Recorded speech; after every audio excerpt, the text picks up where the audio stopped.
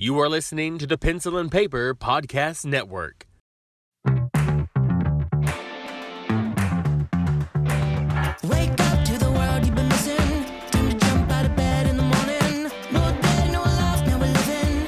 Can you feel it in the air that you're breathing? Time to show 'em what you're made of. Let's get back on track. Are you ready for a come on? Welcome back. Welcome back. Welcome back. Are you ready now? You're lifting off the ground. Welcome back. No calming down. Can you feel it all around? Welcome back. Well, hello there, and welcome back to Super Mega Crash Beyond. I am your host, Stephen White. With me, as always, is my co-host, Lacia Finley. A happy Monday. I don't know what this voice is that I'm doing. I was just know. messing around with it. Just wanted to match you. You know, I was actually kind of playing with some voices the other day because I haven't had anyone ask me to do Christopher Walken in a while. So I was just playing with it and just listening to other people, try Yeah. to do Walken. And sometimes, they get certain inflections. They don't get them all. They're just working. But it's Here's fine. one. Have you ever tried?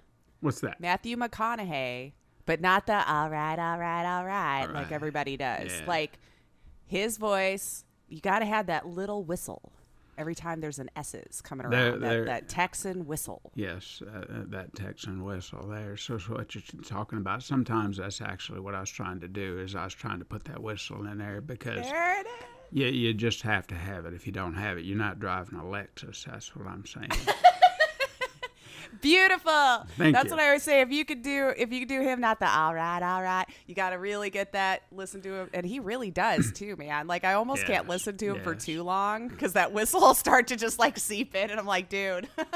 Sometimes you just listen to it and the whistle's just there and you just don't know what you're trying to do. But I'm going to sell you a car right now. That's what I'm going to try.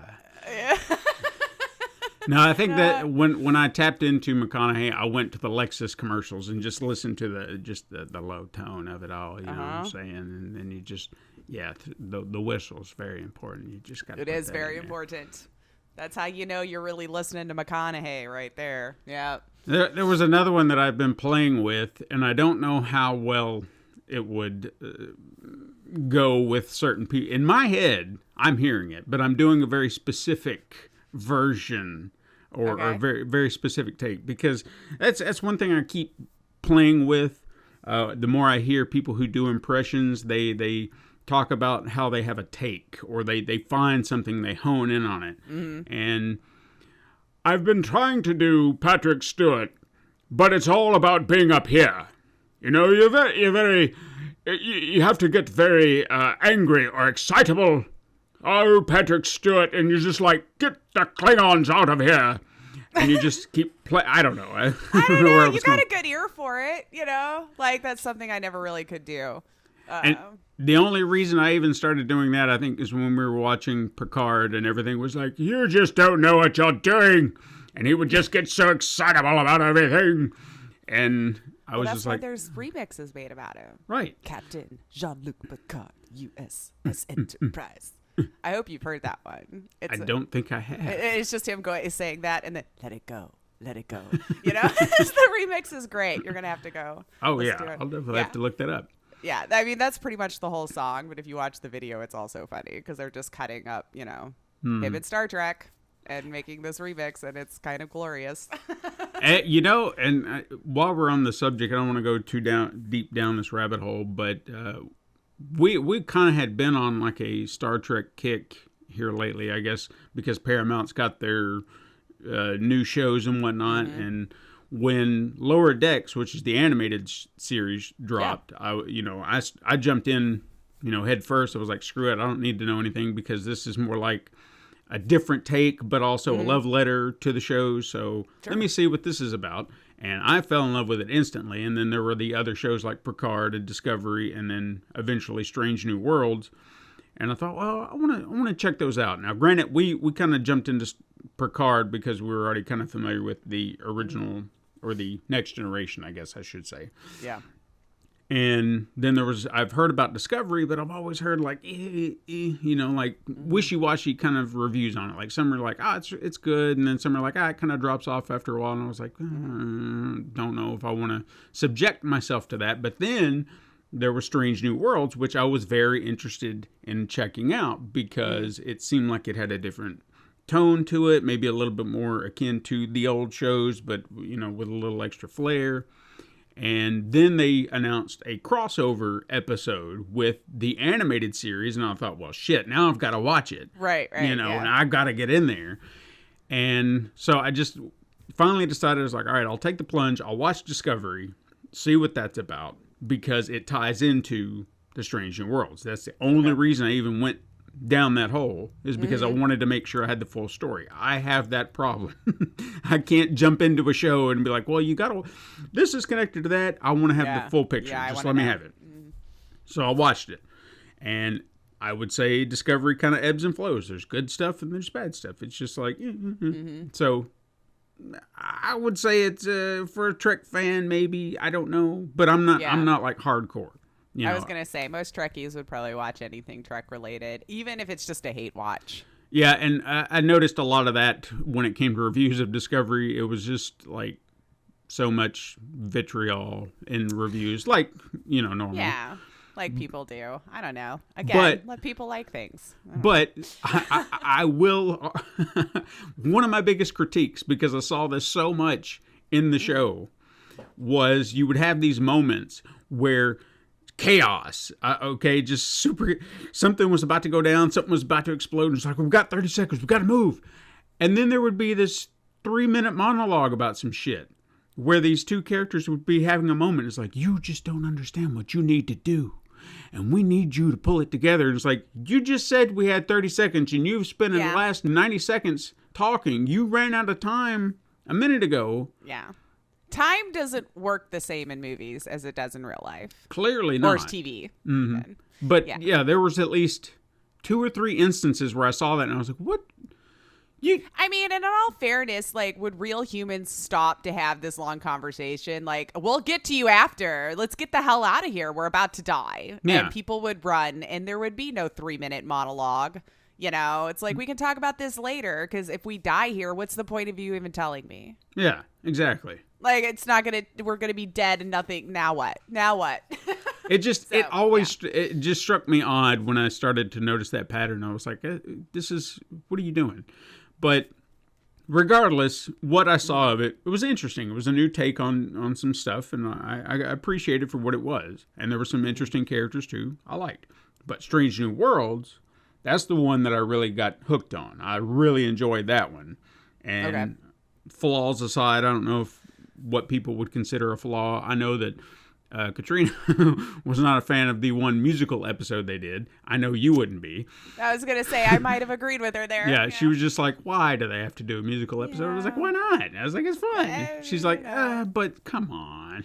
Again, I mean, I'll let people enjoy things, but I'd be like, nah.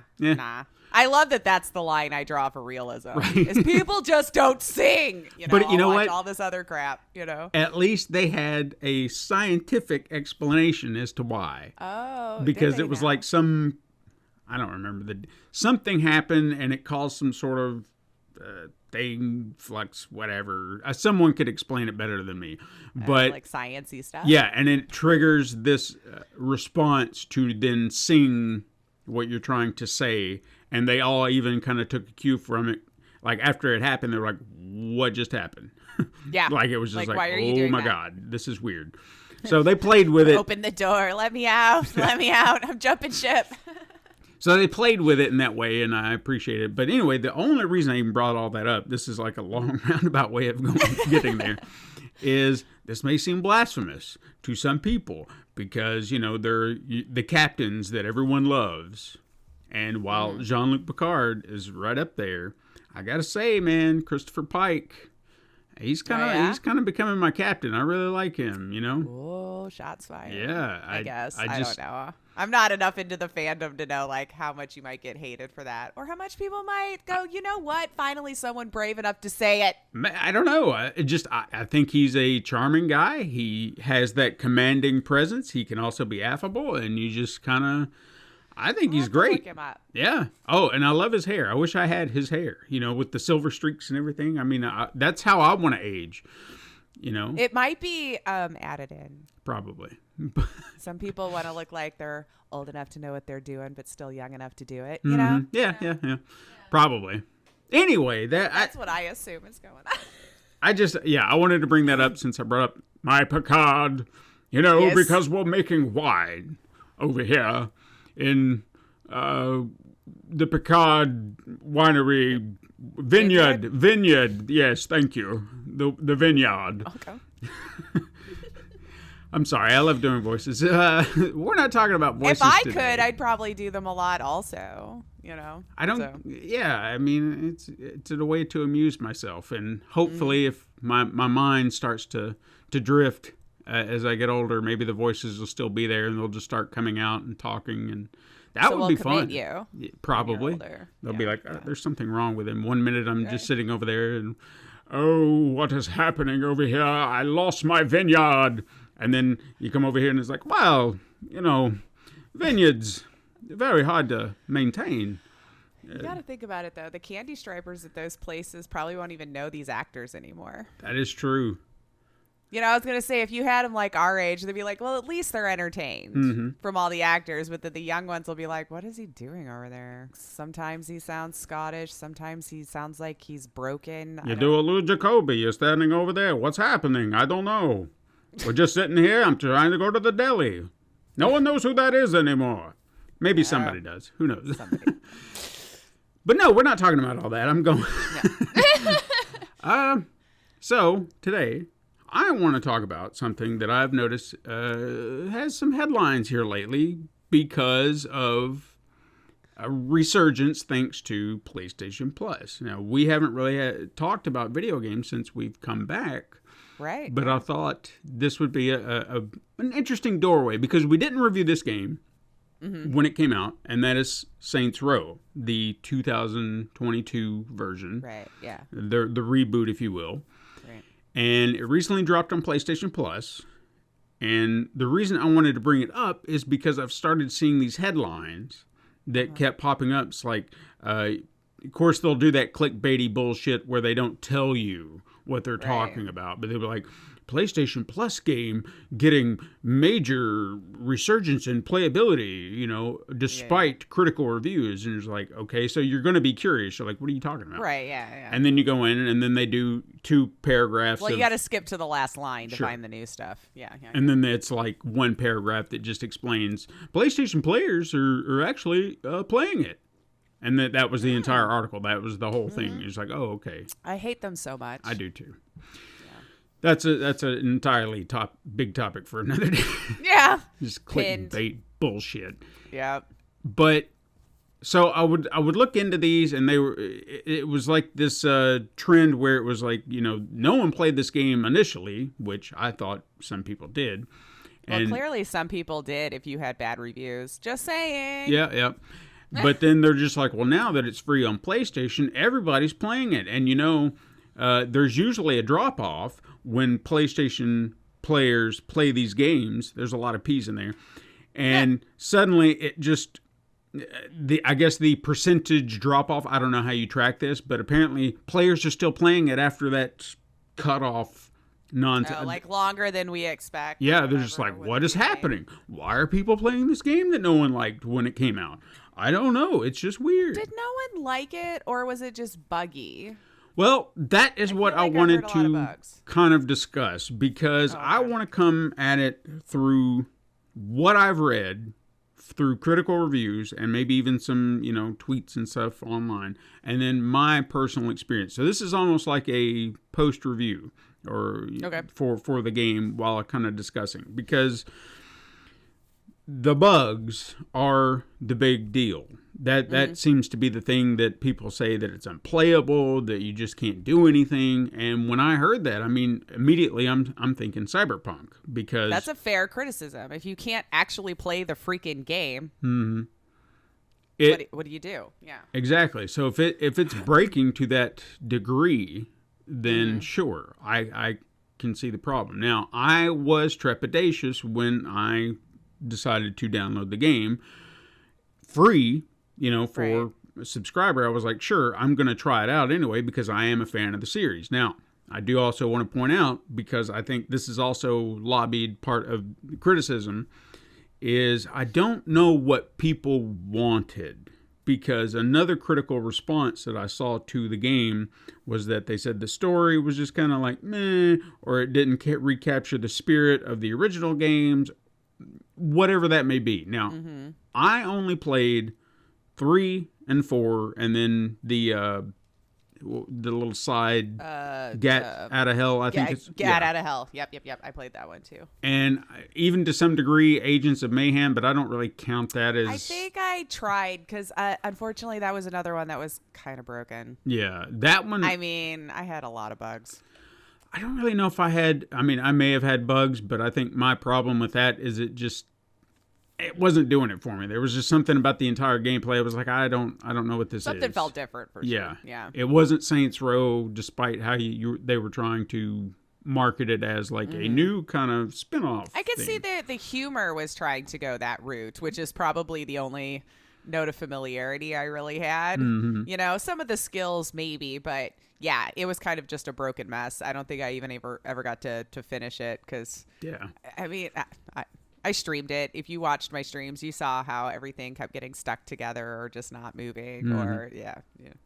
It's a shame. It could have been fun, maybe. I don't know. I don't remember what made me stop.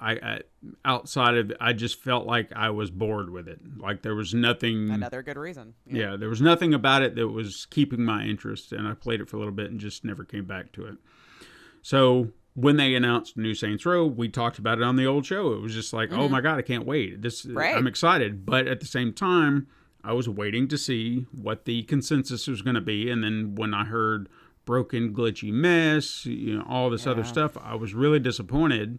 And I was one of the people who never bought it, which may be one of the reasons Volition went out of business. I don't know. I still feel like that. Ugh. Yeah, it's low down. 30 years, man. Lots of good things under their belt. Anyway, that's not what we're here to discuss, but that still makes me sad. Well, I think we can touch on it because it is the catch and kill is how I always feel with these big companies that keep buying them up. I guess Embracer Group's going to start doing the same thing. Oh, yeah. Or already has. But. Yeah. It's a sad lot of the business, and I really don't understand why these developers can't have failures, because that's genuinely what it seems like. You either succeed or you fail, and if you succeed, you're fine, but if you fail, well, you're done. And 30 years of successes, by the way. I mean, I'm sure there were some hit or miss in there, but still, for the most part. Sure. And you're gonna have the other Saints Row to look at that were also done well and popular. It's like, I don't know. And how many studios, whether it be video game studios or film studios, have bombs, and yet they're still going? Well, the execs don't get fired. No, never. So the same decisions keep getting made. It's just who's creating it on the boots on ground level is what keeps shifting. And it's not their fault. It's clearly, we just had bad judgment in who we hired this time, I guess. Fire them all and start over, And here's another question, too. I mean, the higher-ups who are making these decisions, shutting them down, who's to say they weren't the ones pushing them to release the game broken and buggy? Oh, we've seen evidence of that. Exactly. So they could have seen the problem, but then there's like, well, we have this release date. We got to get it out on this release date. It's like, but it's not ready. We need more time. No, sorry, you got to have it out on this date. We've read those stories. Yeah. Where like employees were like, but it's not, and then they're going to be the ones to get all of the freaking hate mail, threatening messages. The developers, the one who was like, I told you. Yeah. That we're not done. This isn't ready, and then they still always have to be the ones to pay the price for it, which is it's just doubly effed. Yeah. So I kind of want to assume that perhaps this wasn't just Volition not giving a damn, because this was one of their babies. This is a franchise that they've done several times, several games in. They've tried to keep it alive. They've tried to do different things with it. And I don't see them just dropping the ball like this to just be like, we're doing a reboot, but we're just going to half-ass it. I feel like they were pressured to get it out on a certain time frame, and they just did not have the time to fix everything the way they should have. And that's disappointing. Why developers should be the ones in charge of this stuff. Execs be the money and stay the F out of the day-to-day. You don't know what you're doing. Yeah. You've never done the job. You've probably never coded a thing in your life. You probably just bought into, had lots of generational wealth that caused you to buy this company or however it is, Maybe some of them worked hard and got there. I don't know. I don't want to give them any credit right now. But yeah, hire developers to be the ones to see this stuff day to day, and then stay the hell out. Give them money. Give them time. Let it bake. Yeah. Jesus Christ. It'll be, the consumers will be there. Yeah, when it comes and we don't out. have to know about it 7 years out, by the way. You don't even have to tell us it's coming until you're confident it will release in 6 months without bugs, without anything. Yeah. Give them time. You're the ones who decides games have to take 7 to 8 years these days. Because everyone wants to have graphics and a million different ways to go in a story, And guess what? Release dates are arbitrary. It doesn't matter if it comes out when you say it does or if it has to wait. It doesn't matter. You set that. And I think the only reason why people get mad is because you announce it so freaking early. Then you have them waiting for 5 years. And then when you keep delaying it, that's when they go, oh, this game's never coming. Or don't even announce it until it's about ready. Maybe it's 7 years you've already worked and it's going to come out in a half. Cool. Announce it then. We're excited about a new game. We didn't have to sit there and wait for it for freaking years and then get mad at you for it not coming out because we don't understand developing life cycle either. A general gamer. Look how they shout shit on Twitter all the time that they think it's just so easy to program in 5 minutes. It's like we don't understand these things either. So just don't tell us. Yeah, exactly. Keep a lid on it. We're not giving you any money until it's closer to pre-order time anyway. So just freaking make the game and shut up. I don't know. I guess I'll dig into what this is story-wise and whatnot. So there's a little context. Again, like I said, I only played 3 and 4. So those were the only ones that I was very familiar with. Now, I heard that maybe 1 and 2 were more akin to maybe like Grand Theft Auto, a little bit more serious. Okay. And then with 3 and 4, that's where they amped up the craziness, the humor, and all that jazz. So I don't know if that's true. Right. I'm just taking what I've heard at face value, and then what this was supposed to do, or at least this was what I had heard through the grapevine or through interviews or whatnot, is they were trying to find a middle ground where they could have that kind of serious story tone, but then also kind of have that silly humor and kind of find a middle ground that would appease both sides or both fan bases, I guess, who preferred this or that. And again, I don't have the original to base it on. It does feel like they tempered things down a little bit as far as the ridiculousness of it all, but it's still prevalent in the game. So I just like they kind of rounded it back a little bit, and so we're not swinging around big dildo swords and shit like that. It's like, all right, well, we'll have goofiness in it, but we're not going to go that far. Right. And I'd say as far as the goofiness goes, as far as they went, that might be a step too far, because I know that I've heard Katrina just kind of, God, why? Is they have this storyline within the game where your characters LARP. And there's a big LARPing war that you get embroiled in. So the characters actually go, who comes there? We will fight you and take your crown, and do the big grand speeches. But they also kind of mock it too. And that's what I love about it. Hobbies. Yeah. So I personally found it to be quite appealing, because you'd have some characters who are just all in. Like, even as you fight, you have a special move within the game that's kind of like like if you're in a big battle or something like that, and you just need one quick attack, you hit your triangle button, and you'll just start beating the shit out of one of the characters, like a special move. And then if you try that while you're LARPing, because you're not killing anybody, that's the key thing they tell you, is like, don't kill anybody. So you got your little pellet guns and whatnot. So if you do the special move, your character will come up and you'll see them fake punch everybody, and then people are like, and they fall down. Oh, that sounds like fun, though. Yeah, and I was just like, so it's a little detail that they threw in. I thought, well, that's fun. Like, you even do like a Kano heart punch where you'll just kind of run up at them, and you just see your hand kind of go through between their chest and arm, and be like, it's just ridiculous. Love and they're it. just like, everybody's in on it, Yeah. So things like that are what I really enjoy about this game. I think the humor is on point, despite what some of these critics say. Humor's relative. It for me, it's hitting all the right notes, because there are just certain things that are going on within the game that I find humorous, that I have gotten a few good chuckles out of. And can it be a little cheesy? Can it be a little corny? Sure. But I'm getting joy out of it. The story itself, I think, is kind of fun. Now, the story, again, to my knowledge, if we're comparing it to the first two, that's a whole section I don't know about. I think there was Stillwater was like the main hub for the series, I think. Okay. I could be wrong. Yeah, I think sure. that was the town or whatever. But here they've moved to a town called Santa Eleso, which is kind of Vegas-y.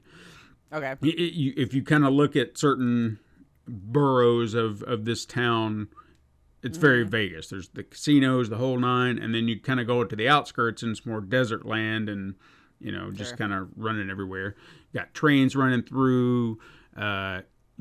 Right, if you can get a helicopter and just fly over, I mean that's a lot of fun. Just kind of taking in the sights. Yeah. So you come to this town, you've got your 4 friends, and I kind of liked how they did this, because you're just a bunch of pals, okay? You all kind of roommates in this little shitty-ass little apartment. You all have connections to people within this town. Your character is kind of applying to work for Marshall, which is like this private military group, kind of security in the area or whatever. Okay. So that's where you kind of get introduced to your character, whoever you design it to be. Again, fully customizable, options through the roof, I think, probably even more so than you need, just down to the littlest details. Like, I don't know, you'd have to just look at it. I don't want to go too deep into it, but plenty of options. That's where you meet your character. Then you find out that your roommates all have connections to other people in town. Like, one roommate is part of one gang in the city. Another roommate's part of another gang in the city. And then I think your third roommate, he was kind of neutral. Like, he didn't have any allegiances to anybody. So when shit kind of hits the fan, they get torn from their groups, their gangs, and you get fired from your job because of some shit that went down. And then that's what kind of leads them to be like, fuck them. We don't need these people to get our to do what we need to do. Why don't we just start our own group, our own gang? Yeah. And then you see these little things that kind of lead to, why are they called the Saints? Well, they take refuge in a church, and they think, what could we name ourselves? As like Saints. It's right there. It's right there in front of us. So I thought it was kind of clever, Yeah. As far as stories go, it could have went very stupidly. And then as far as the overall gameplay, the story kind of plays out. I don't want to get too deep into certain story beats or whatnot, but there's a lot of interesting stuff that they do with it. Then you have, in these open world scenarios, you have the pretty much trying to take over the boroughs, and how they do that in this game. I'm trying to think of others that I could kind of compare it to, where you have to fight certain things within there, and then you take over the area. You know what I mean? Okay, Those type yeah, in the open kind of world like a games. capture the flag, if you will. Yeah. Yeah. So the way they do it here is you set up businesses within the area. Then that becomes like a primary business venture within that section. You do a few missions to kind of, I guess, get it started, and then the money will start rolling in from there. That's a carryover from some of the older games. Is once you get businesses established, you have a certain amount of money that rolls in every hour, and it just increases for every business that you get going. So then you can have constant money flow as needed. Okay. And each business, I kind of appreciated this, is for all the sections that you have, you can only purchase one of these business ventures within each section. So it's not like you can just have a whole bunch of the same thing. You have to have competition, eh? Right. So I appreciated that. So it's not like you're just building everything cheap and whatnot. They make you work to get all these different businesses in all these different sections. Now, does it matter what goes where? I don't think so. But I was very cautious about what I was putting somewhere, because if it looked like a fancy place, I wanted it in the fancy part of town. Like it's gonna, I want it to fit. That sounds like smart business to me. Right? Yeah, go to where the people would be buying this stuff is and put it there. Duh. Yeah. Like the very first one that I put down, I feel like I misplaced it and I feel bad. What was it, like a cash advance in the middle of, like, I don't know, uptown New York or something? I don't know. No, it was Where's a fancy place in the world? It was a toxic waste facility, and I put it right in the middle of a residential neighborhood, not thinking about what it was, and yeah, I was just like, yeah, shit. You'd be on the news for poisoning an entire town. Yeah. And they did make note of that at some point. They were just talking about how some of the residents were starting to turn green, and I was like, oh shit. That's my fault. Yeah. Yep, sorry. That's a settlement. I didn't hope think you made a about lot it. of money. Yeah. I didn't know what it was going to be. I'm sure the execs tried that same excuse. I do wish, I think there was a spot that was a little farther out that was kind of right on the edge of the desert. I really wish I'd have put it there, but I got to live with my... now, I guess. No, it's there, so I got to live with that, and it's fine. I'll deal with it. Well, you don't. Sounds like the residents do. But... yeah, so the story goes, I guess, as you kind of build your criminal empire, everyone kind of, the other gangs, they start to see you as a threat. Of course, obviously the law starts to see you as a threat, so now you're having to deal with all that. There was just, story-wise, it's really compelled me, and I don't understand that criticism, but again, as you said, to each their own.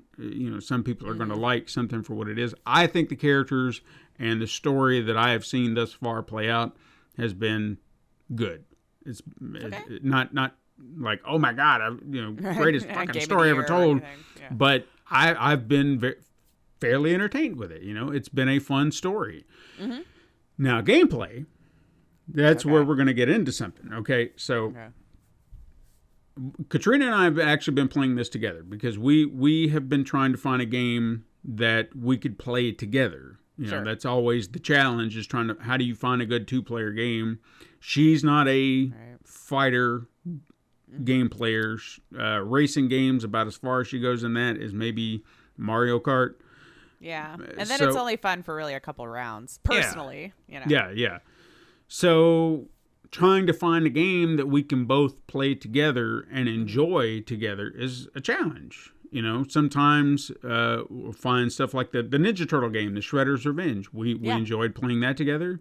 It Takes Two was magnifique. I was just going to say, Hazelite, just keep making us them games, baby. Yes. We love it. So when this came around and I heard about the co-op, I thought, well, I said, do you think that you might be interested in trying that? Because... Baldur's Gate 3 has co-op too. Just put that out there. I was actually looking into that mainly because her sister plays Baldur's Gate 3. Oh yeah, you all could play. Yeah. She's been like, you need to get it, and I'm like, I don't think we could play together, but okay. Yeah, this one's multiplayer, which kind of threw me off, which, is not a selling point for me at all. But I knew a bunch of people who were like, yeah, just kind of think of it like how you join in Diablo, I guess, and go do it that way. I don't know how the story would work. But anyway, if you were looking for another game, apparently that's another one you two could play together. Yeah, I was eyeballing that. I did. I'm hoping I didn't make a mistake. But another game that she was trying to push me to get, but we found out the cross-play thing really needs to get on track because I'm really getting sick and tired of this shit, is we thought we would be able to play Monster Hunter Rise together. She's had it on the Switch since, I think, day one or damn close to it. And they recently put it on the PlayStation, and we thought, well, that would be cool. Then we could just sit out in the same room together. You could play it on the Switch. I could play it here, and then ta-da. Yeah. And I kept getting conflicting reports about the crossplay. And it was like, some are like, oh, yeah, you could do crossplay on all platforms. Like, cool. And then you come back to another, like, no, it's just per console. And I'm like, well, which is it? So, to my understanding, there is crossplay, but not on all platforms. So it's probably just Microsoft and PlayStation, right? So PC, Xbox, and okay. That the whole, so there is crossplay, just not in the grand scheme of things crossplay. Right. Yeah. But that was or one. Nintendo. Yeah. But that was one that she was wanting me to get, and I was being very cheap because I didn't want to spend $60, $70 on the game. So I here recently they did a sale, and I got both Rise and then the expansion pack for like $30, and I thought, well, that's a steal. Yeah, done. Sold. So that might be one that we come to after we finish this. But with this, I knew that these weren't technically her type of games. This isn't something she gravitates towards. But I said, well, here's the deal. The beauty of this, and this is one of the reasons I even suggested it in the first place, is that it was the type of co-op that I always dream of. Co-op where you play the story together. It's not just doing whatever the shit in the city and just you're not certain action sequences or whatever, just running around. And nothing progresses, I mean, look, again, you want to play with your friends in a game, that's fine, but for me, if I can play the story together with friends, that's what I want to do. And this was giving me that option. They say you load up your save file, and then you can play the story together with your friends. And I thought, fucking A. Perfect. Right. That's what I want. So I just asked her if it would be something she'd want to do. I said, give it a try. I'm sure she'd give it a shot. Yeah. Yeah. But I think the selling point I gave her initially is the boss factory, which is where you can build your character before you start playing. Okay. And I just went like, make a character, see what you want to do. And of course she got really deep into that, and I was like, So then when we started, your wife, you're like, create a character, I'll get her there. Yeah. And then she's gonna want to play that character because she's put some time into it. Yeah. That's right. And I see what you're doing. Smart. Not just a hat rack, my friend. That's right. So finally we get into it and trying to find her strengths. She's a great gunner. I'll give her that. Behind the wheel of a car, leaves a little something to be desired. But I mean, it's not like she can't drive. I feel that pain. Yeah, but there are times while we're talking about the driving. Now, this is where I want to pat myself on the back. Yeah. I think I'm a good wheelman. Know. I wish I could get the driver. Yeah, I wish I could get some. I'm sure I could. I act like it's impossible. I guess I need to set it up to track how it's happening. I want to videotape or at least get footage of my driving, like for long distances, because that's where you really get to see it. Because interweaving through traffic, save or whatever. Like if you hit and you get like the last 30 seconds or something. Yeah, like I said, I could do it. Oh, okay. I haven't, and okay. I should, because I sit there and I'll do these crafty little swerves and cutting through traffic, and then eventually I will screw up. I'm not going to say that my driving is impeccable, but there will be these long stretches where I'm just like cutting through, killing these corners and everything, and then suddenly here comes this one move, and I'm like, I got this, and then I'll T-bone a truck, and I'm like, well, shit. Well, And then yeah. he's Were like, you "That far ended enough that." away at that point? Like, you collected I mean, yourself? I was getting there. So, anyway, we kind of have this arrangement on how things work. So she'll be the gunner, and I'm the driver. And if however we need to tackle a situation, that's how it's going to go down. So Which is how teams do it. You play to right. your strengths. Yeah. there are a few issues with the co-op that I wish we could correct, because one thing that we noticed is I kept having issues as we were building our empire that I had to spend my money to create the new businesses, and yet she was not allowed to start a business. So she's sitting here racking up all this money, but she can't be the one to activate a new venture. Okay, that's So- crap. Yeah, so it causes a bit of an issue, because I'll be sitting there looking at my funds going, damn it, I need like another 100,000, and we got this. And she's like, well, I've got $1.5 million. $10 million. I could do nothing. Yeah. And I said, well, we'll do whatever. But hey, Did she wire you money? that was one of the things I was wondering. I was like, why can't they allow transfer or something? But Yeah. I have not seen anything to the contrary. But at least she has designed all of her cars and vehicles, gonna say, tricked them all out. Can she start her own game now with all that money, or does it just get lost into the Well, internet?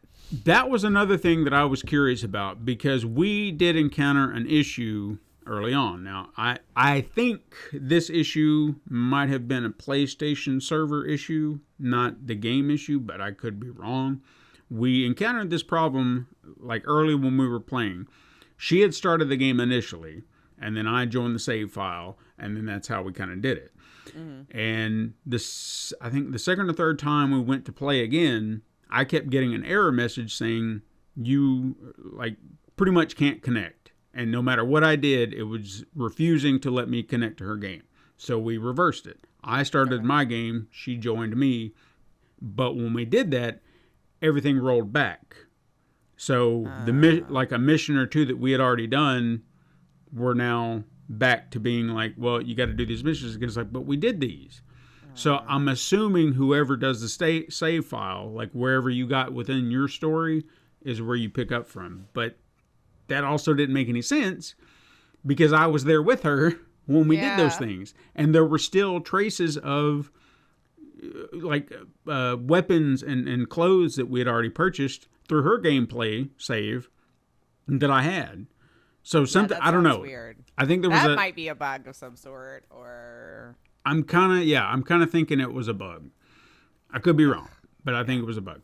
So while let's talk about bugs for a second. So as I'm sitting here talking about the game and how I'm enjoying myself, bugs are a problem.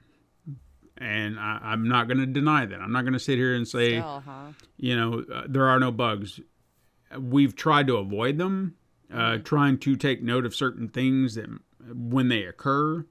But then there are other times we can't really figure out when they happen or what triggers a bug. It just happens, like in any other game when you encounter one. One instance that I noticed, or at least I was starting to take note of, is anytime we would fast travel somewhere, that seemed to be when a bug would suddenly appear, or it wouldn't be too much long after we fast traveled that a bug would appear or surface.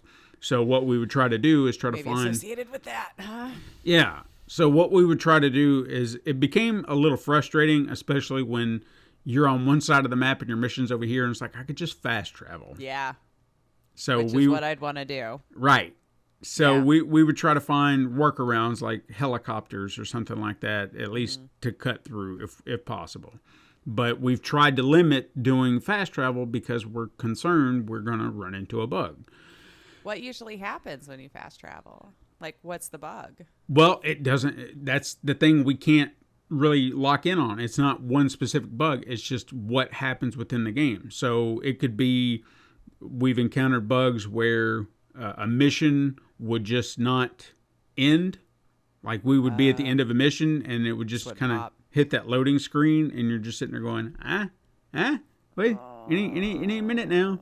Yeah. Yeah. we encountered a bug last night, which we got so confused as to what was going on. I thought I did something initially, and then eventually realized, oh shit, this is probably a bug.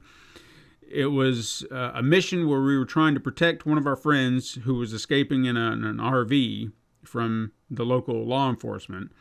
And what had happened is I'd taken a shot off in the direction of the RV, and I thought I maybe hit it because it went off road, and I thought, oh, is it going where it needs to go? And then it hit a rock, and I thought, oh no, that can't be right. And then suddenly it just started going backwards and just going backwards. I was like, so you're turning around, right? All right. What are you doing? It's rewinding. Yeah. And then it just kept going and going, and we just sitting there looking at it going, I don't know what's happening. And then eventually realized it's probably a bug. It's probably a bug. So it's not coming back. Yeah, we blew up the RV to let it go into restart. So we restarted it at the checkpoint, did the whole thing again. And this time it did go in a different direction, but then stopped at some point. And it was just like, okay, what's going on? Wake up. Still nothing. Did it a third time. Third time, well, things were going right, at least for one half of the game players, because Katrina was like, where are you going? What are you doing? And I'm like, I'm following the icon where it says the truck is at. And she's like, it says you're like 1,000 meters away. And I'm like, I'm following the icon. And she's like, no, we're over here. And I'm like, oh shit. So it was the icon for me was still going off the map. Oh shoot. And I'm chasing it. Yeah, for no reason, huh? Yep. And I was like, all right, well, I don't see you. I don't see anything. I don't know what's happening. So we're fine. Yeah. So at that point, we just called it a night and said, all right, that's enough of that. That's probably enough. Yeah. Yep. So little things like that we've encountered that's been frustrating. There's one prevalent bug that I have encountered several times, and that comes down to building our businesses. You have a map in your church that shows you all the spots where you can build a new venture. And several times I have opened that map and it locks. Like the game will still be like you hear everything going on, music, background noise and all that, but it freezes right on the map. So I can't do anything. And I've pretty much had to just restart the game. So I've started to make a note that anytime I go to open that map, I save my game, then open the map. And then we go from there because I don't know what else to do. Take you out of it. Yeah, it does. So, despite all the bugs that we have encountered, we have still kept going. We have still had fun playing this game together. So, while you can take the time to shit on this game and say that, it's broken, it's buggy, it's unplayable, whatnot, I feel like if you can overlook a few things, and I don't know how it would play single player, maybe a little bit better, because I feel like we're doing a lot to the game, having two people, so it's trying to keep up with two different things. I know that I've done things where, and I hate to say it like this, but I feel like I'm playing too fast for the game to keep up, where I'm sitting there going, like, I'm pressing this and pressing that and trying to, it's like, ooh, I got to do this, and let me open this back up, and then I'm going to check that off, and I know what I'm doing. But then the game's like, whoa. Just stop. You're opening too many things. I don't know. What do you want? It's like, do you need to go in here? Do you need to open this up? So yes. All the things. Yes. Just do it. Please. Yeah. So perhaps maybe I create the bug because I'm moving too fast, like in my head. I feel like that's still a design flaw, though. It is. I don't think it should, struggle bust the entire system. When everything's moving so fast on the screen anyway, if it's like other Saints Row games, sometimes like it's chaos when you get into a certain fighting and all the lights flashing and people moving around and you just want to open some stuff. Like, come on. I mean, I'll even be honest. The very first bug I encountered in the game, I didn't even realize I encountered it. And the only way I found out about it was because I watched Katrina play, like the opening segment. Because before we could actually play together, you had to complete a few missions to kind of get it all set up. Tutorial. And then you can go into co-op mode. So I had played the first mission, and then it set me up outside after the cutscene, And then apparently I was supposed to hop in a vehicle and drive down the road. Well, I started messing with my phone, in the game, which is a nice little feature that everything's right there on your cell phone. And I thought, ooh, I'm going to change my clothes real quick. And I just started messing around with it. And apparently a call had come in at that exact same time that was supposed to progress the story. But I had... You were messing around. Went, against what the game wanted me to do. I was doing my thing, not what the game wanted. So it got confused. So then by the time the call was over, it just sent me to the next scene. And I thought, oh, was that... Okay. And I thought that was how the game went. Katrina plays it. She goes to the same thing. She gets in the vehicle, starts driving down the road, and the credits roll. And I'm like, what? Wait. And I'm talking like opening credits with music and everything. Like they're presenting the game. And I missed all of this. Interesting. And it pissed me off because I was like, well, damn it. I didn't get this cool opening where I get to drive around and listen to Tribe Called Quest while I'm driving down the road. What the shit? I was disappointed. That shouldn't have broken it, though. I feel like it should have booted you out of the cell phone screen. Or prevent to let me. You do yeah. Exactly. Yeah.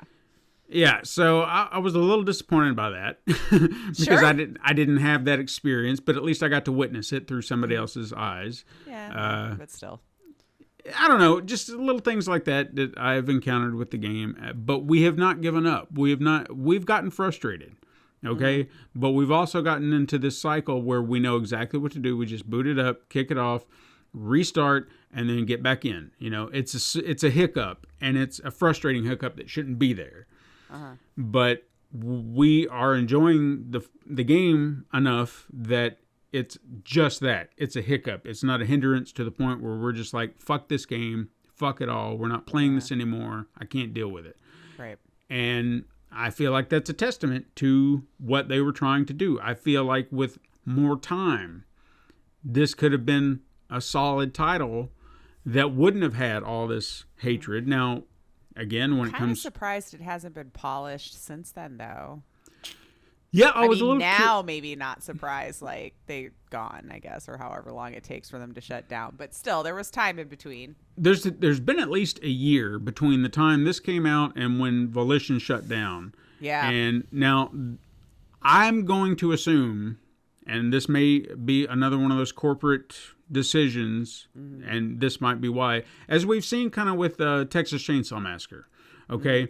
Where Wes Keltner has been on X and he's been shutting down all these people. He's like, why don't you add this? Why don't you add that? And he's like... Again, people who think it's just, it takes like 2 minutes. Come on, guys. Yeah. Why can't you just do it? Why can't you just do what I want?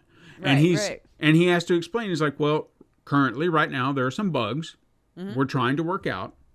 When we fix that problem, then we'll come around to all this other stuff. So let us fix the game, make it playable, and then we'll give you all the extra content. We got it. We're just one thing at a time. We have a plan. Yeah, not one my thing at a first time. rodeo, guys. Yeah. So that kind of makes me wonder if that wasn't, again, part of the problem here. They not only had to rush out the game because they were on some sort of time crunch because some corporate overlord said, well, the game has to come out now. And then on top of that, they had DLC content that came out and probably had to focus their attention on that. Yeah. Versus actually doing some debugging, some patches. And I'm sure some patches came through. I don't know. I haven't looked to see what the patch list was or anything. If there was one, surely to God, there was some something. patches. Yeah. Yeah. But did they patch it well enough? Not so much. Because it's also one of those games that have those weird bugs where just some random shit's happening. Like you'll just see a character gliding, not moving. Yeah. And or you're just T-posing out of nowhere or something. Yeah. And you're just like, okay. One glitch that we love encountering is sometimes you'll come across somebody and they look like they're falling, but they're like a foot above the ground just going, ah! It's like, okay. Sometimes it's entertaining. Yes. Yeah. I'll just go over there, kick them in the face, and then they drop to the ground. And I'm like, oh, I helped. Well, that was helpful. Yeah. You're not stuck anymore. Sometimes they're happy about it. Sometimes they get angry. Well, a kick to the face. I guess it just depends. Right. Which was better? I'm on the ground now? Fine. Which did you want? Right. Perpetual void? Right? Just stay there forever. To the ground. I don't want to hate on this game. I know that it's probably the popular opinion to just shit on this game because everybody has. You go through all the reviews that came out. Nothing was very positive. I don't think I read one positive review.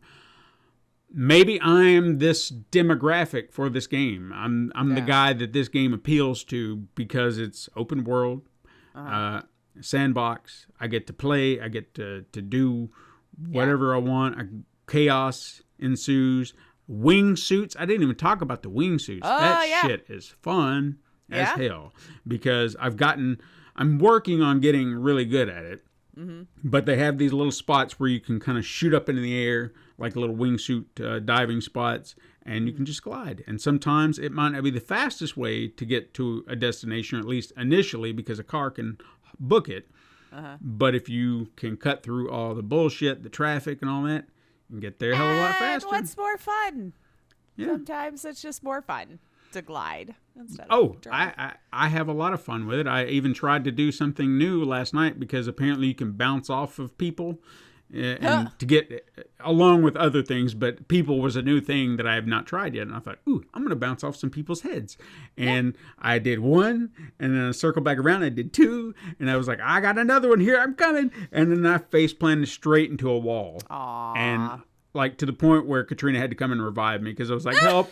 I'm dying. Please help. Head into a wall probably would do it. Yeah. I mean, it was a pretty aggressive smash. Yeah. So that probably broke my neck. I love that you weren't killing these people either. Or were they dead? Do we know? I'm assuming they did not die. I don't know how that works. I just know that I bounced off their head. Okay. So it doesn't seem like you would survive that, but who knows? No. Who knows? You didn't bounce off the wall. That's why I was wondering. Like, wall one. What about their heads? Do they still have them? I didn't see any bodies. I'm just going to assume they kind of were spooked. They're just like, what was that? What was that? Scratch their head real quick. Like, that was weird.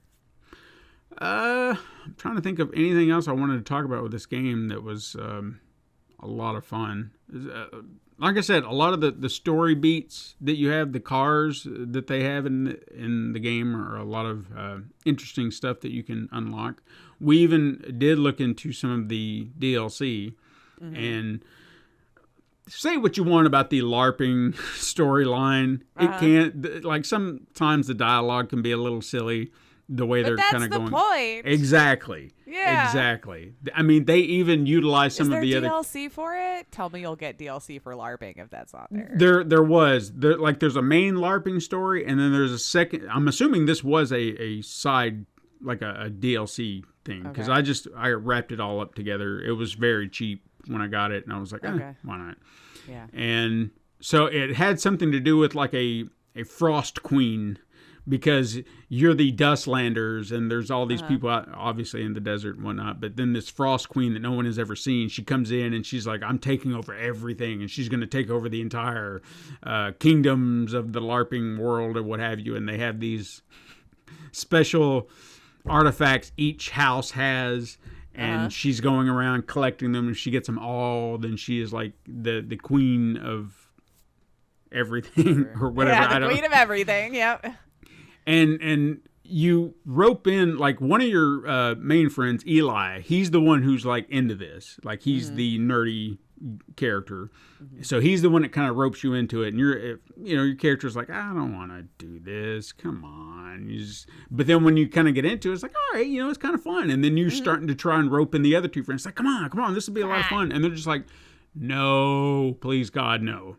And so cut to next scene with a pillowcase on their back, holding a broom. Like, I'm in it. I mean, they finally got into it, but they also were still like Nina, who is your, I guess she'd be like your tech savvy weapons friend. She's your car person. I'm sorry, she's your garage. She's your your mechanic, if you will. Gotcha. Okay.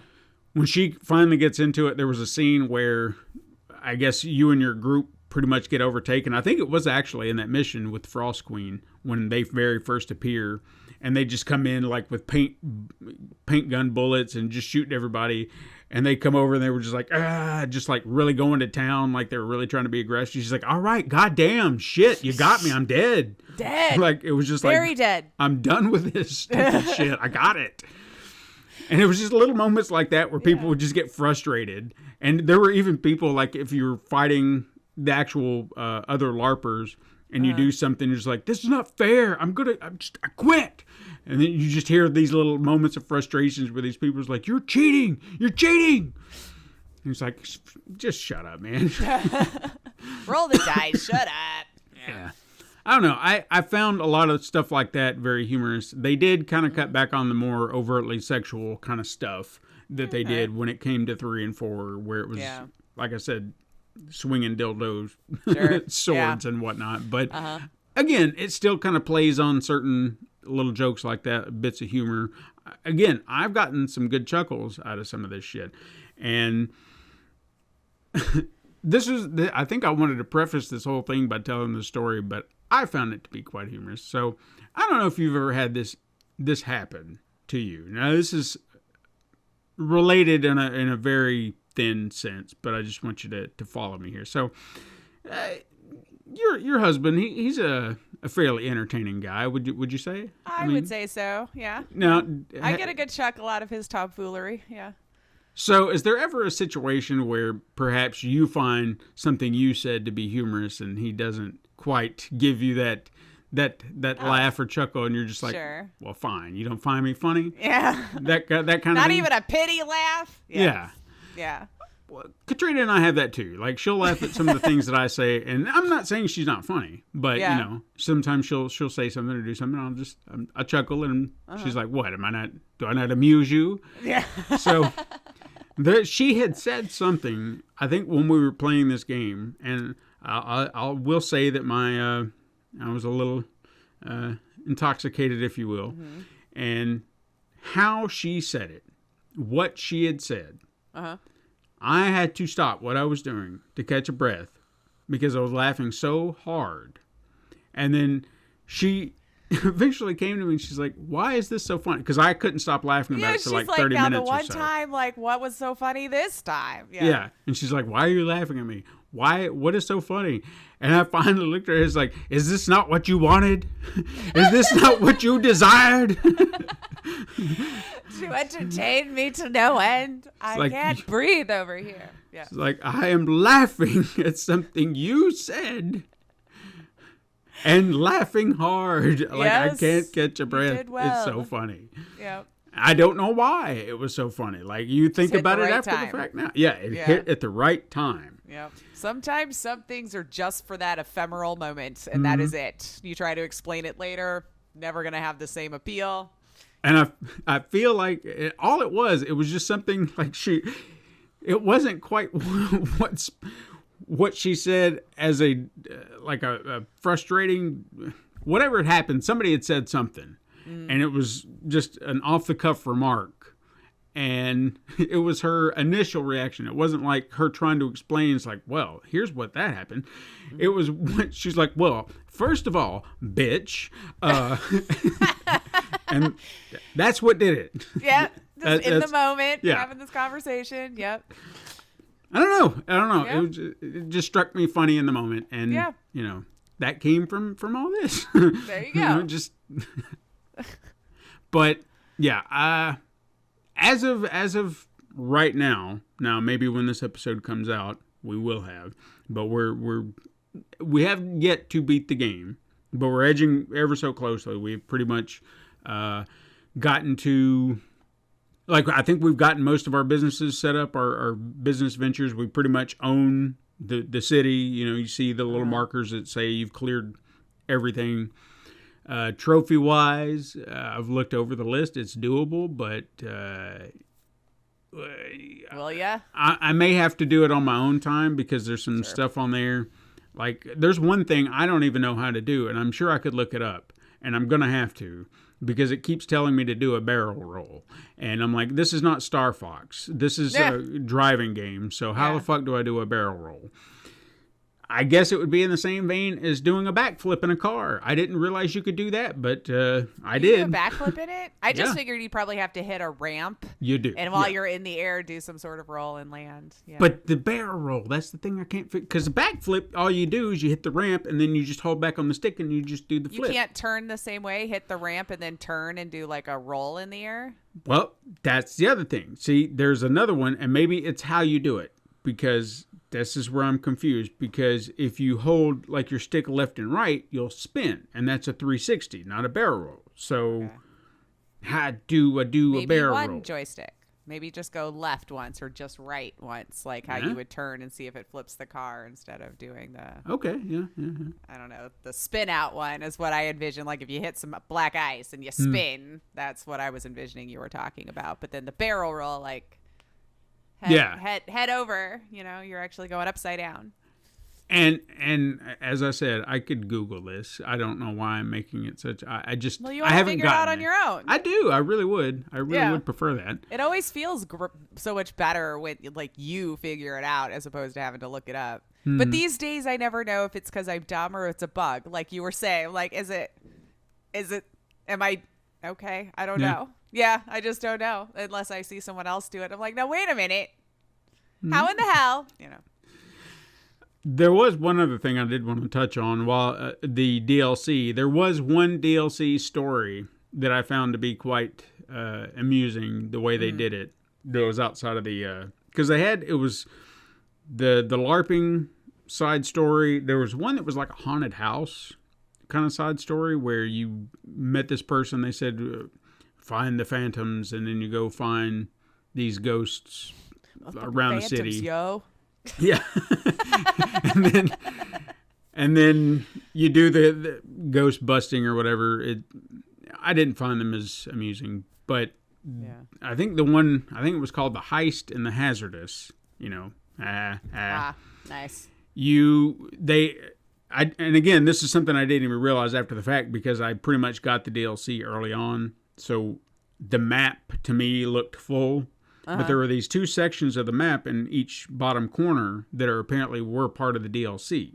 So once you had them in, then it would open up those sections of the map.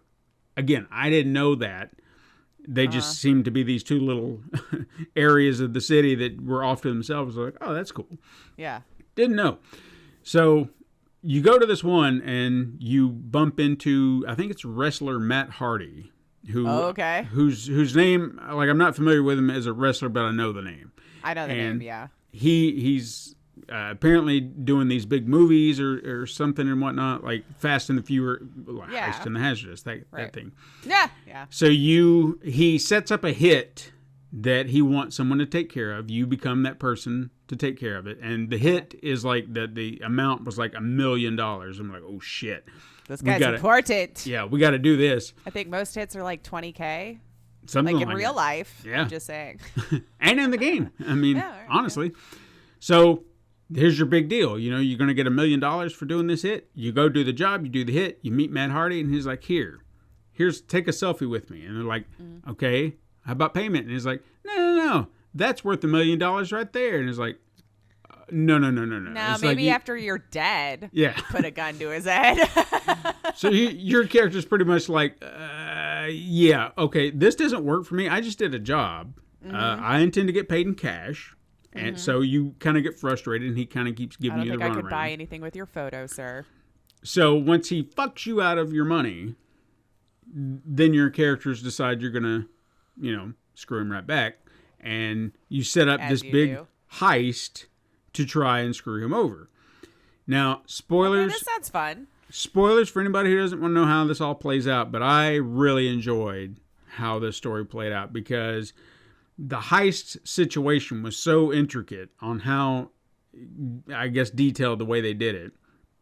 And by the time you get toward the end, it seems as if Matt Hardy knew your plan, but then they subvert the whole thing the way the story plays out, that it's almost like his plan, like what he assumed you were going to do, that's what they were planning on. So they worked around that and set him up and got him. I don't know.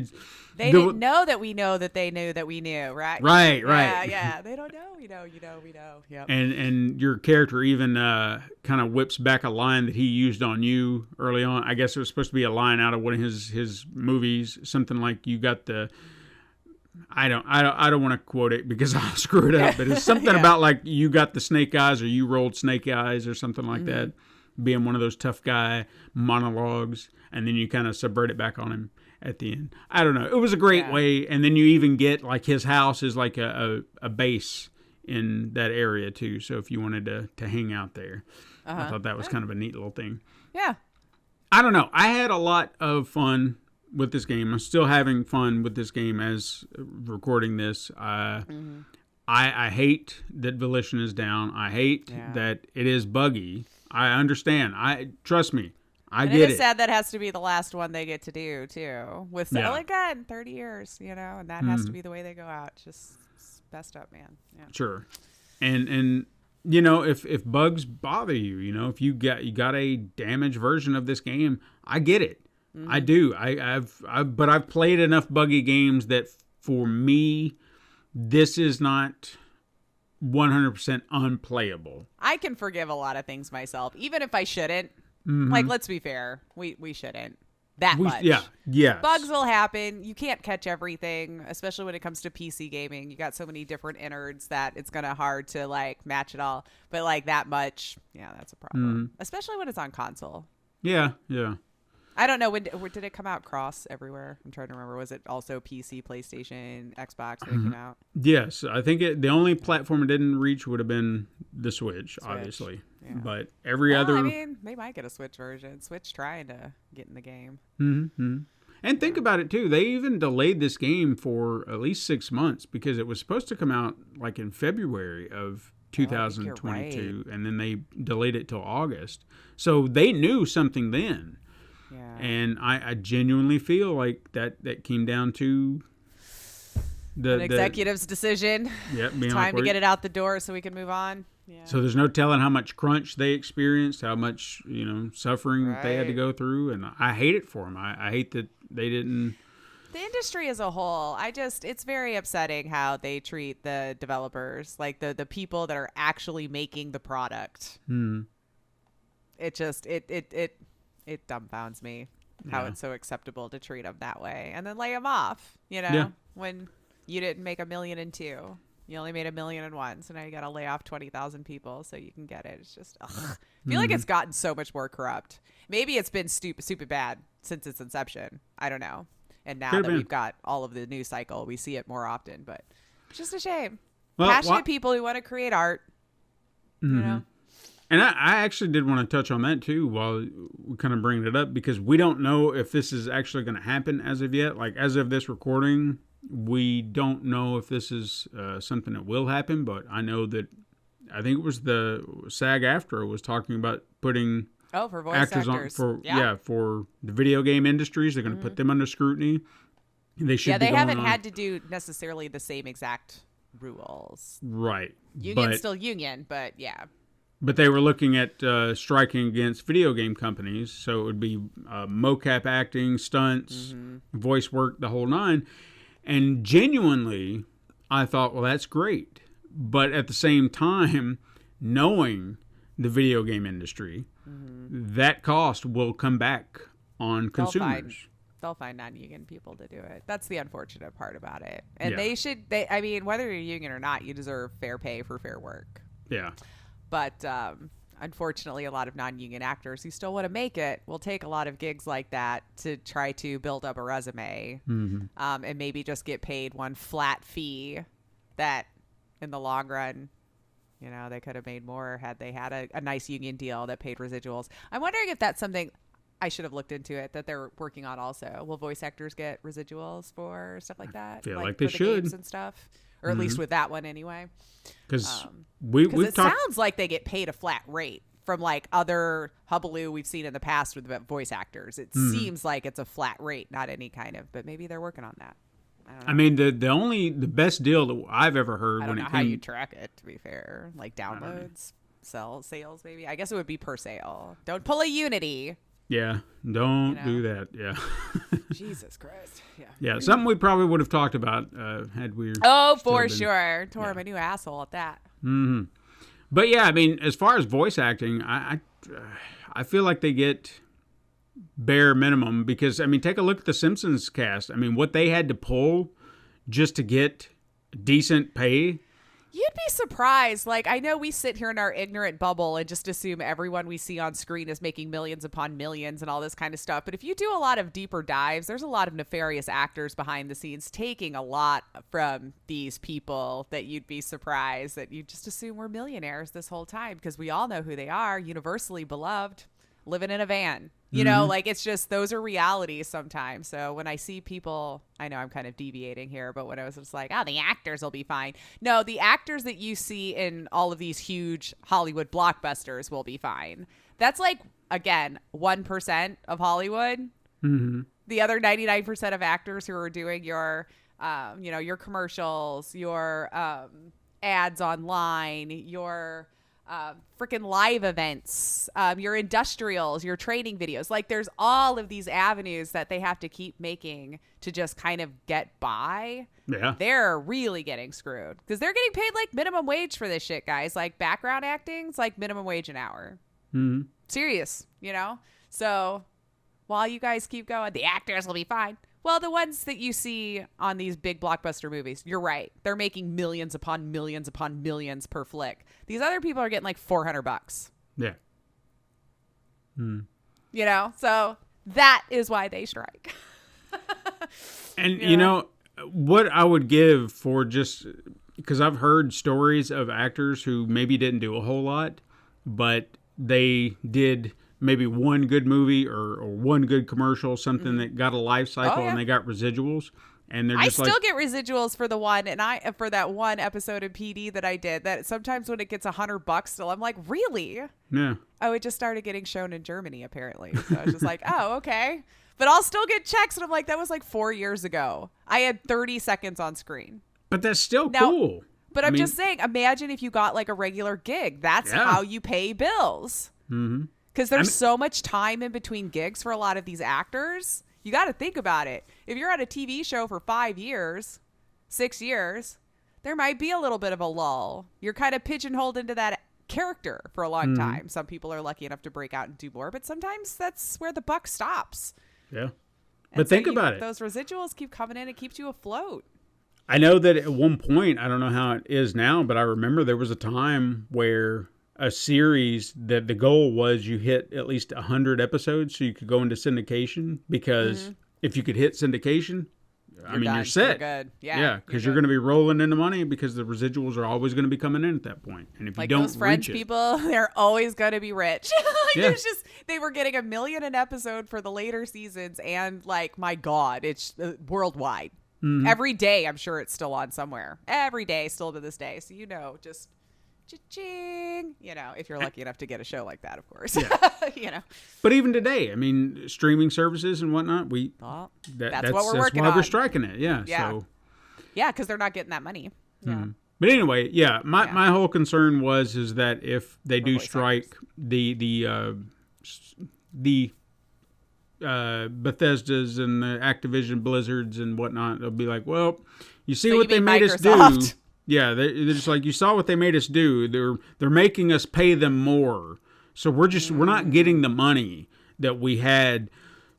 So, I'm sorry that we have to jack up the game prices to $80, but yeah. But this is what they wanted, so they could be, Our hands are tied. We can't afford not to do this. It's like when you go to a restaurant and they add the auto gratuity, just so like this. So this is so I could take care of my staff and they could make a living wage. And I'm like, fair, but why are you acting like you're not the person who could fix that?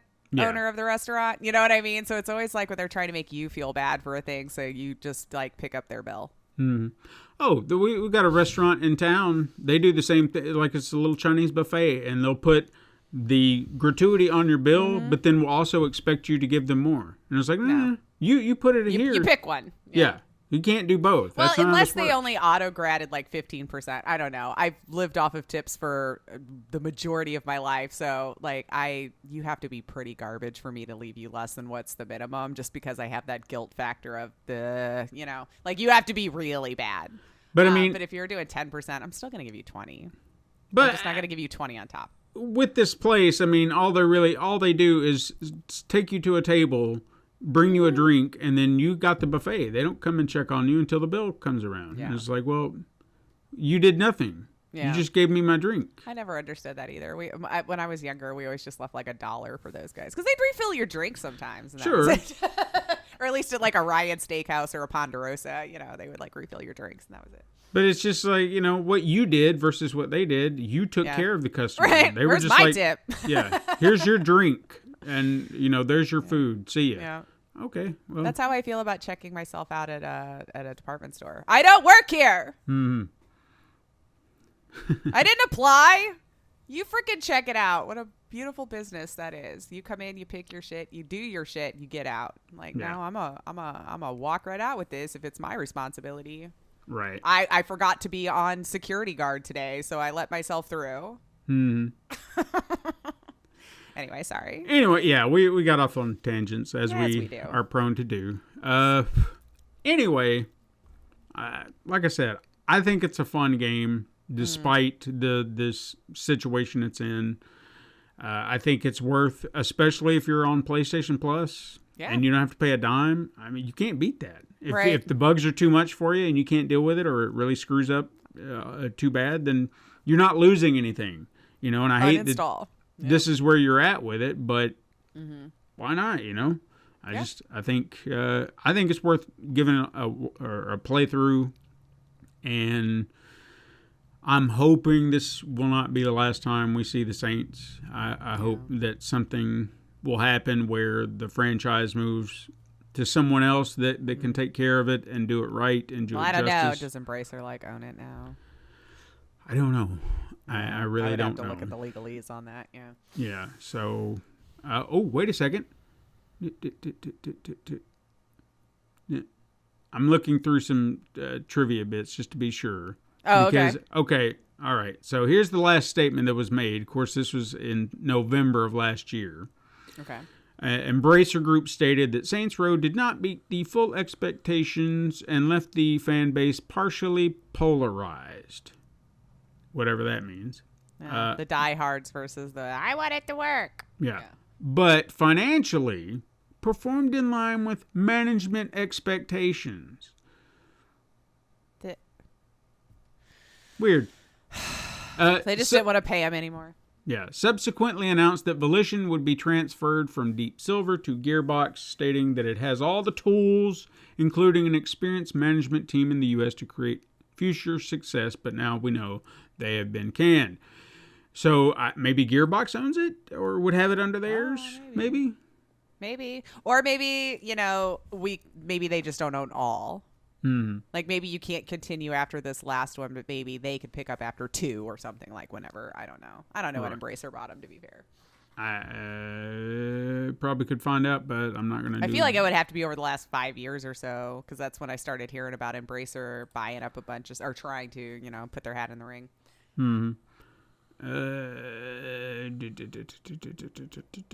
Somewhere in there, 2018 maybe. Okay, so yeah, maybe right sooner. on. Somewhere in there, I don't know. Yeah. Anyway, give the game a try. I mean, if nothing else, like I said, you got it, PlayStation Plus. What are you losing? True. Yeah. You already spent the money. Play the game. Yeah. If the game is not your cup of tea, knowing that going in, like the type of game it is, then avoid it, obviously. Yeah. But if you weren't going to want to play it before, now's probably not going to convince you. I mean, there's no giving you any kind of stories or anything that'll convince you otherwise. Yeah. Unless you're if a you want to LARPer. play this. Unless you're a LARPer, maybe that you kind of be into that. Yeah. You can just do that story. LARPing? Well, now I want the game. Yeah. There's got to be one. Sure.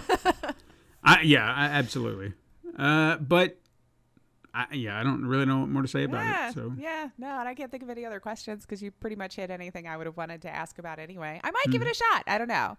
The Hubs is still stupid into Starfield, so it's whenever I could get, the TV away from him, which is fair. I've still got stuff to do too, so we might get around to it. The nice thing about us having 2 setups, you know. And like I said, I mean, it's you may have a better experience if you're just playing solo. You might not encounter any He bugs. doesn't like to play games with me as much. Isn't that weird? We both like video games, but maybe it's the type of co-op games there are that doesn't attract him to it. But Yeah, it's really hard to convince him to play a game with me. He'll do it because he loves me. Like It Takes Two. I think he did enjoy it, but it would have never been his idea. It was 100%. I just bought it and went, so what about it? guess what? You're playing this with me. But see, I mean, I know that, Katrina and I's game choices aren't necessarily aligned, but there are some games. Like Monster Hunter, when she decided that she wanted to play that, it blew my mind how she got into it and how she worked to improve herself on it. Like, she's really good at it. Yeah. And good. she's, like I said, played Rise on her own. I've never played Rise, but she wanted it, she played it, and she beat the hell out of it. So See, this is why sometimes I'll play different games that I don't normally gravitate to, because every once in a while I will surprise myself even. Like, I don't know how I got into that game. It's not normally something I would have played. Like, why am I not going to think of the name? Dead Cells. Yeah. Never in a million years would I have thought that was a game I'd really gravitate towards. And then people were like, just give it a shot. And then I was freaking addicted to it for I don't know how long, you know? So I always tell people, give it a shot at least once. I mean, not if it's a $70 shot. I mean, I understand that, not to just spend that kind of cash just to give it a shot. But if it becomes cheap, $5 or free on PlayStation, you might be surprised, while you're throwing out a game recommendation, I got one. Oh, okay. That I would love for people to rediscover, because I feel like this is a game that may, at least in the circles that I run around in, I don't hear anyone talk about it, but I loved it so much. The very first time I played this game was on the Wii. I'm almost positive it was the Wii, where they had the what's the little eShop. Nunchucks? No, well, the eShop thing that they had, it was not like an actual physical game. It was something you had to download Like on a the Wii eShop Shop thing. Yeah, that was probably about the time where internet started to become more on consoles. Yeah. So the game is called World of Goo.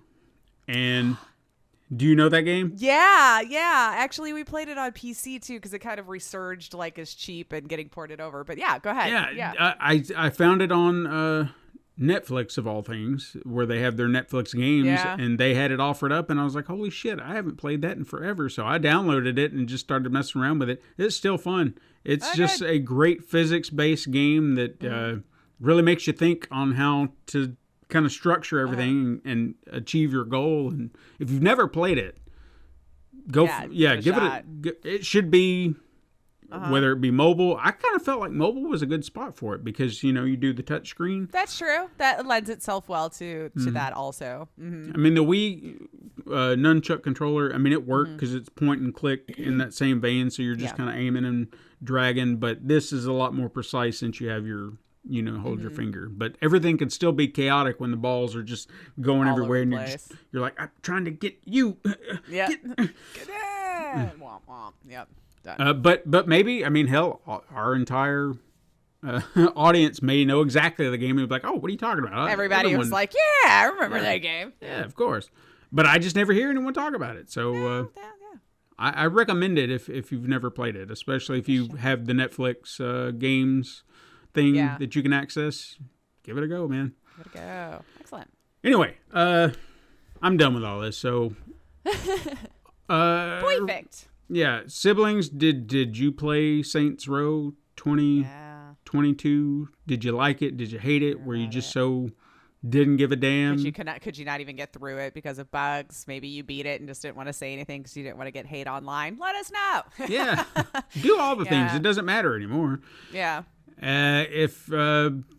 If you can do all that on any social media platform that we're on at Super Mega Crash. Send us an email if you want to just tell us this long, drawn-out story about how Saints Row ruined your life, or maybe it saved you. Yeah. Whatever it may be. Yeah, tell us that feel-good story about how that kept you from a life of crime or something. I don't know.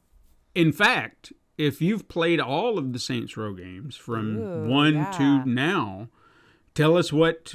I would love to hear kind of like a detailed analysis, like, did you prefer the old games to the newer humor-based versions of it? Or did you feel like this game kind of hit a middle ground? Was it like a sweet spot that you thought, oh yeah, this is the best of both worlds? Because I kind of feel like story-wise, they kind of did something like that, where they had the humor, but they reined it in a little bit so it wasn't too over the top, but it's still there. I don't know. I feel like they did, but I have nothing to compare it to, so I'd love to hear from someone who knows better than I. Right, yeah, the experience. Again, do that over on the social medias or email supermegacrash@gmail.com. Support the show over on Patreon, patreon.com/pencilpaperproductions. You can leave us 5-star reviews on those apps that you use. I know that the one that I swear to God, every app, I've got a bitch about this, every app that I use seems to disappear. I've been using Google Podcasts. I just got a notification the other day, hey, it's shutting down. I'm like, God damn it. What? So they want you to go. They want you to go over to YouTube because YouTube is doing podcasts now. That's actually something that I noticed here recently, and I guess I should have known it was coming because they were just like, "Hey, is this a podcast?" And I'm like, "Well, yes, it is." And it was like, "Well, that's why we put podcast number blah blah blah in the title." So they were just like, "So what you can do now is you set up a playlist and say that it's a podcast, and then we will now then curate that as a podcast. So why don't you just do that?" And I'm like, okay, I guess I will.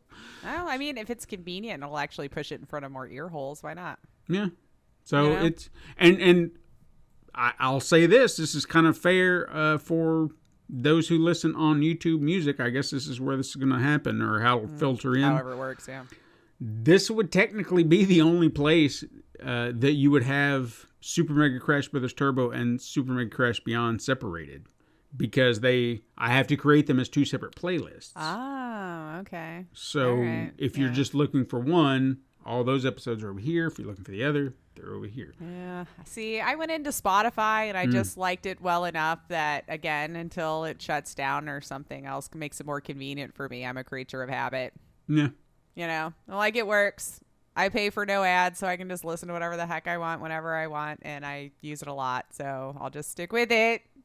I know everyone's, there's so much better ones out. Yeah, but it works, and Lace has to stick with things that works in her technologically disadvantaged world. So I guess if you were listening on there, you're going to find a new home for your podcast, like I'll have to do now. I guess maybe I don't know what I'll do. I'm just so angry that I have to keep everywhere. paying for You shit. can pick whichever one you want. Yeah, that's right. Anyway, keep up with all things. pencilpaperproductions.com/Super Mega Crash. Links are in the show notes down below. Join us again. Join Discord. We've had a few more faces join us. We're starting to have some fun, guys. I mean, we always were, but we're popping us 10, 15 people. I don't know. Come on, I've posted up links everywhere. I tell you what, though, it's one of the most active Discords I've had in a while, even if we are small. Like, we're talking every day, guys. Everyday convos. We have news stories from the gaming world. I've been trying to post up news stories of all kinds, whether it be local, international news, or just entertainment news. And then if we got trailers, ahoy, we throw those in the coming attractions section. It's a brand new section I've created. Yeah. Because I thought that would be, that's what we need, a trailer section. Trailers. Well, all the things. Mm-hmm. So come on in, join us over on Discord, and join us again next week, siblings. But until then, go beyond your limits.